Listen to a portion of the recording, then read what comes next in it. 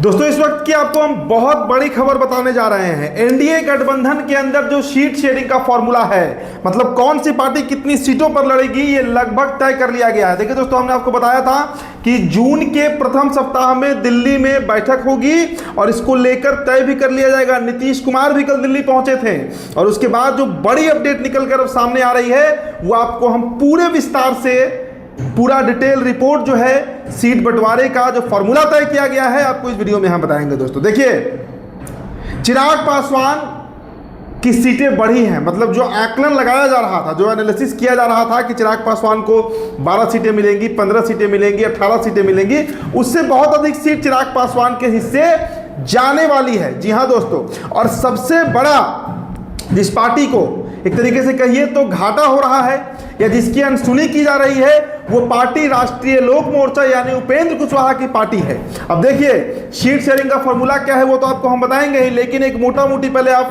Rough जो आंकड़े हैं वो समझ लीजिए। बीजेपी और जेडीयू लगभग बराबर सीटों पर लड़ेगी, ये बहुत दिन से बात चल भी रही थी। हालांकि बीच में खबर आई थी कि नीतीश कुमार जो है वो 115 सीटों को लेकर अड़े हुए थे, लेकिन अब जो अपडेट आ रही है और यही अंतिम फॉर्मूला होगा जिस पर सीट बंटवारा होगा। बीजेपी और जेडीयू बराबर बराबर सीटों पर लड़ेगी, जेडीयू को एक सीट बीजेपी से अधिक रह सकती है। मतलब जो बड़े भाई की भूमिका में नीतीश कुमार रहना चाहते हैं उसको बीजेपी ने सरागों पर रखा है और नीतीश कुमार की पार्टी एक अधिक सीट पर बीजेपी की तुलना में चुनाव लड़ने जा रही है।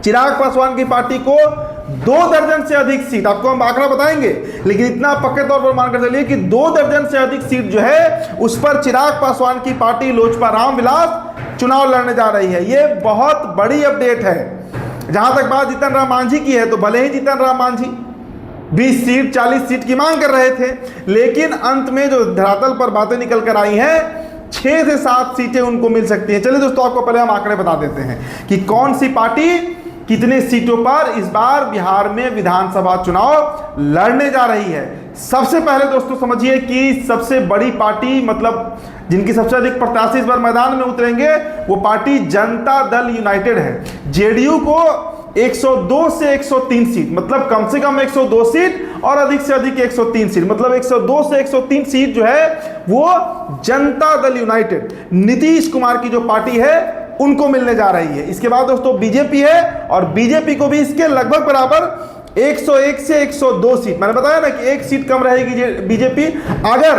अगर जेडीयू 102 पे लड़ती है तो बीजेपी 101 पे लड़ेगी, अगर जेडीयू 103 पे लड़ती है तो बीजेपी 102 पर लड़ेगी। यही फॉर्मूला निकल कर आ रहा है दोस्तों। जहां तक बात लोजपा रामविलास की है यानी चिराग पासवान की पार्टी की है, तो लोजपा रामविलास को 25 से 28 सीटें, मतलब कम से कम 25 सीटें तो पक्के तौर पर लोजपा रामविलास को मिलने जा रही है। मिनिमम जो 25 सीटें हैं वो मिलेगी, अधिक से अधिक अगर सीट और बढ़ता है तो वो 28 तक वो संख्या जा सकता है। मतलब लोजपा रामविलास 25 से 28 सीटों पर चुनाव इस बार मैदान में उतर रही है। इतने प्रत्याशी लोजपा रामविलास के सिंबल पर चुनाव लड़ने जा रहे हैं। जहां तक बात दोस्तों हिंदुस्तानी अवाम मोर्चा सेकुलर का है, जीतन राम मांझी का है, तो जीतन राम मांझी को 6 से 7 सीटें मिलने जा रही हैं। 6 से 7 सीटों की मैं बात कर रहा हूं, मतलब 6 सीट कम से कम, और अगर एक सीट बढ़ाना हुआ तो शायद उनको 7 सीट तक भी मिल सकता है। लेकिन जो सबसे निचले स्थान पर आ गया वो पार्टी है राष्ट्रीय लोक मोर्चा यानी उपेंद्र कुशवाहा की पार्टी। अब देखिए, उपेंद्र कुशवाहा का परफॉर्मेंस भी लोकसभा में काफी निराशाजनक रहा था। एक सीट उनको मिला काराकाट, वहां पर वो ना सिर्फ हारे बल्कि बुरी तरीके से हारे, तीसरे नंबर पर चले गए। अब फैक्टर चाहे जो रहा हो, मैजिक नहीं चल पाया कुशवाहा जी का। उसके बाद इन्हें राज्यसभा भी भेजा गया, लेकिन अब जब विधानसभा का चुनाव होने जा रहा है तो इनको 4 से 5 सीटें, मतलब कम से कम 4 और अधिक से अधिक अगर हुआ तो एक सीट और बढ़ेगा और 5 सीट के आसपास इनको मिल सकता है। मतलब 4 से 5 सीटें जो है वो उपेंद्र कुशवाहा की पार्टी राष्ट्रीय लोक मोर्चा को मिलने जा रहा है। दोस्तों यहां पर एक बात समझना होगा, चिराग पासवान की पार्टी को लेकर जो कयास लगाया जा रहा था, जो बातें कही जा रही थी कि चिराग पासवान की पार्टी 12 सीटों पर लड़ेगी, 15 सीटों पर लड़ेगी, हम भी खबर चला रहे थे 18 सीटों पर लड़ेगी, लेकिन बीच में जो चिराग पासवान के पार्टी के द्वारा एक प्रेशर बनाया गया कि अगर नीतीश कुमार नहीं समझते हैं, बीजेपी नहीं समझती है, तो फिर इस बार एक बार फिर से चिराग पासवान अकेले मैदान में उतर जाएंगे। और अगर वो अकेले उतरते हैं मैदान में तो इसका बहुत बड़ा नुकसान जो है वो एनडीए गठबंधन को उठाना पड़ेगा। अब हो सकता है उसमें जेडीयू को ज़्यादा बड़ा नुकसान उठाना पड़ता, लेकिन अंतोगत्वा परिणाम ये होता कि बीजेपी इस बार सरकार बनाने से शायद चूक सकती थी। तो उसका गुणागणित बैठाया गया है और उसके बाद ये फैसला लिया गया है कि चिराग पासवान की पार्टी लोजपा रामविलास जो है उसे कम से कम 2 दर्जन से अधिक सीट, मतलब जो आंकड़े मैंने आपको बताया कि 25 से 28 सीटें ऐसी रहेंगी जिस पर लोजपा रामविलास यानी चिराग पासवान की पार्टी चुनाव लड़ेगी। जहां तक बात दोस्तों उपेंद्र कुशवाहा की है, देखिए 2 दिन पहले मैंने आपको खबर ही बताया था कि उपेंद्र कुशवाहा बेचारा बन गए हैं। मतलब आपको याद होगा विक्रमगंज में नरेंद्र मोदी जब पहुंचे थे प्रधानमंत्री, उन्होंने उनका नाम नहीं लिया।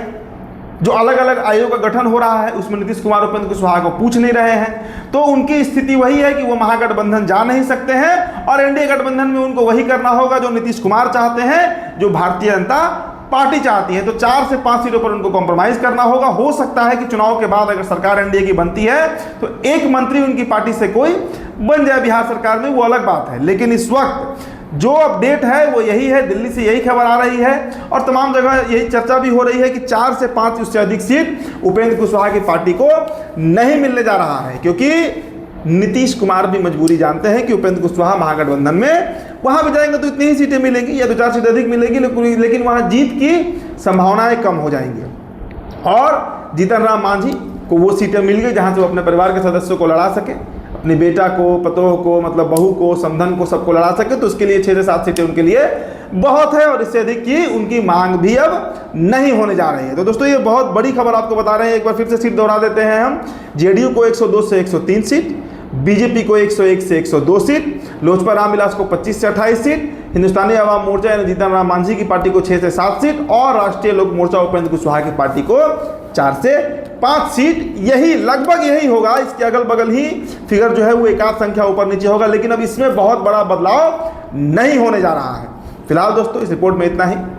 बाकी जो अपडेट होगा आपको हम लगातार दे ही रहे हैं। बिहार टॉप पर मेरा नाम उदित तारण है। बहुत बहुत शुक्रिया।